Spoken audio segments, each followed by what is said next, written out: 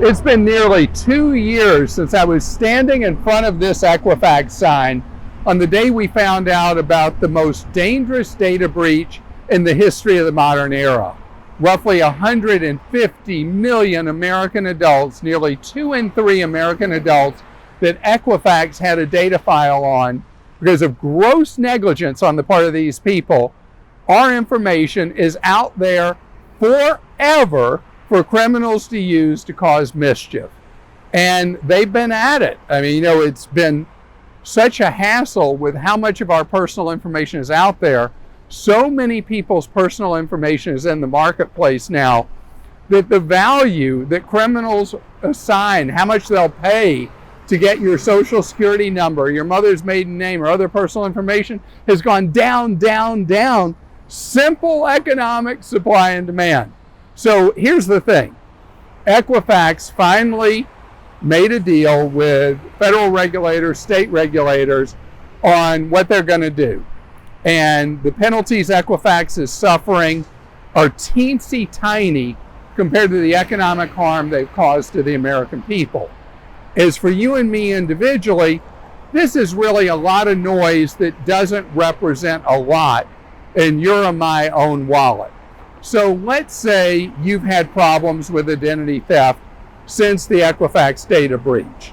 You've spent time on it, it's cost you money, whatever. In this settlement that still awaits a judge's approval, you'll be able to file a claim for compensation for the money you've spent.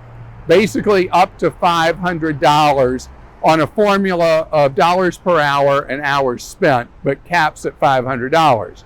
You'll also be able to seek direct economic compensation from Equifax for actual out-of-pocket costs you've suffered from being the victim of identity theft. Here's the problem, though, in the process. How do you prove that the identity theft problems you're having are because of the Equifax data breach? A lot of times there's a lot of fuzziness, a lot of fog surrounds identity thefts.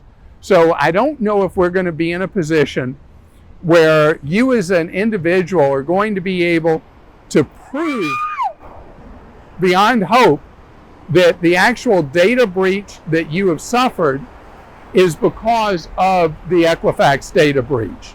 So we'll have to wait and see how that plays, because the judge has to approve this settlement, and then you'll be able to seek the compensation.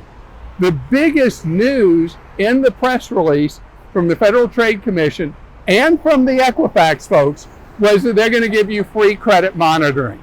Big whoop. Let me tell you, credit monitoring is a joke. It's a waste of your time.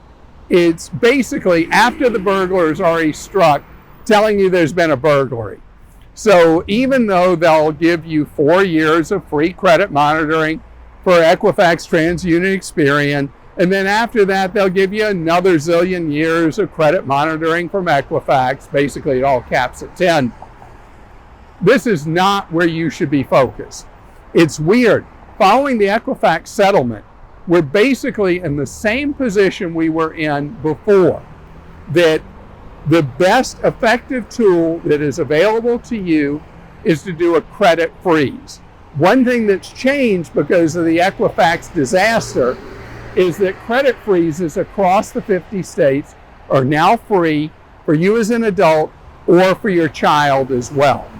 So credit freeze for an adult is ultra easy to set up. All 3 credit bureaus take you maybe 15 minutes to set up. It doesn't change any of the credit you already have. When you do need access to your credit, because you're applying for a new cell phone plan or a new apartment, or you're applying for an actual loan, right? That's what you think of before.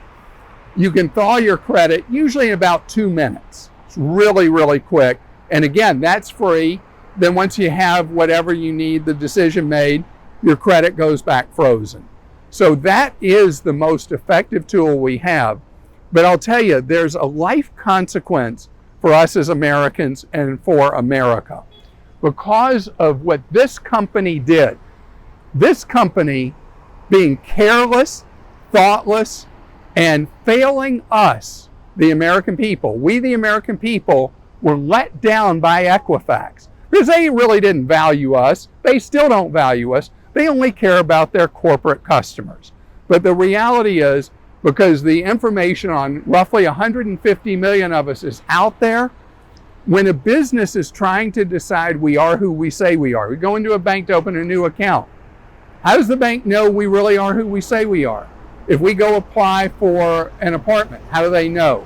If we apply for a credit card, how do we know? They don't know anymore. So the direct result of this is you're going to see multiple efforts to try to come up with new strategies to verify identity. Those new strategies are going to be based on maybe handprints, eye scans, face scans, voice scans, anything that gives a company or the government a way to really verify that we are who we say we are. So again, another form of invasion of our privacy, but I think that some form of biometrics, or actually many forms of biometrics, are going to end up being much more a part of our lives because of them. So next time somebody wants a scan of your hand, a scan of your eyeballs, a scan of your face, or a voice scan, you know the people you can thank for that happening, these people. So that's where we are.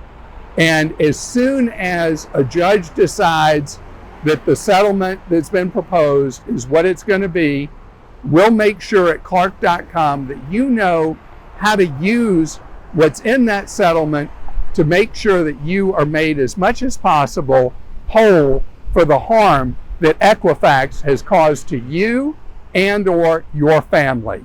It was shame on Equifax almost 2 years ago. Still, shame on Equifax.